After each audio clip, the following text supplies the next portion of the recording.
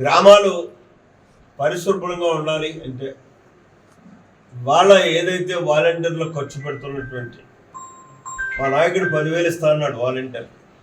నేనేమంటానంటే ఆ 10,000 శాలరీ ఇచ్చి ప్రతి గ్రామాన్ని బట్టి 5గురిని 6గురిని 10 మందిని 12 మందిని 15 మందిని ఆ పంచాయతీ యొక్క వైశల్యాన్ని బట్టి ఈ 15,000 రూపాయలు శాలరీ ఇచ్చి స్కావెంజర్స్ వేసినట్టయితే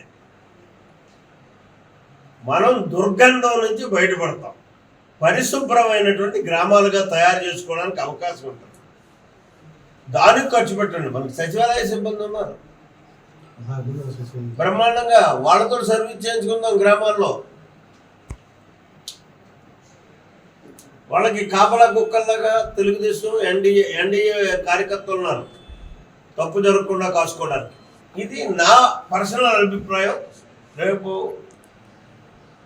మా లెజిస్లేటివ్ పార్టీ మీటింగ్లో కానీ శాసనసభలో అయినా సరే ఇది నేను చెప్పదలుచుకున్నాను, అడగదలుచుకున్నాను, ఒత్తిడి తేదలుచుకున్నాను. ఎందుకంటే మనం ప్రభుత్వ ప్రజాధనాన్ని ఎక్కడి నుంచి వస్తుంది? ప్రజల నుంచి మనం కలెక్ట్ చేస్తే రెవెన్యూ కలెక్షన్ ద్వారా వచ్చేటువంటి డబ్బు దాన్ని దుర్వినియోగం చేయకుండా మన స్వార్థం కోసం చేసుకోకుండా.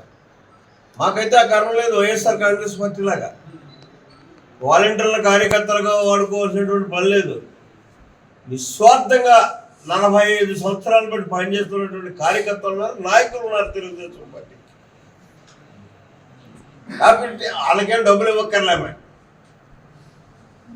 ఆ పని మా పార్టీ పని వరకు వాళ్ళు నిస్వార్థంగా పనిచేస్తారు.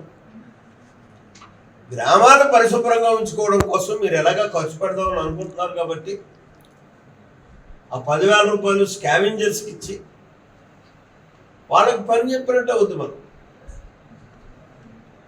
ఇందులో ఎవరైనా ఉంటాను స్కావెంజర్గా అంటే అభ్యంతరం లేదు, వాళ్ళకే ఇస్తాం.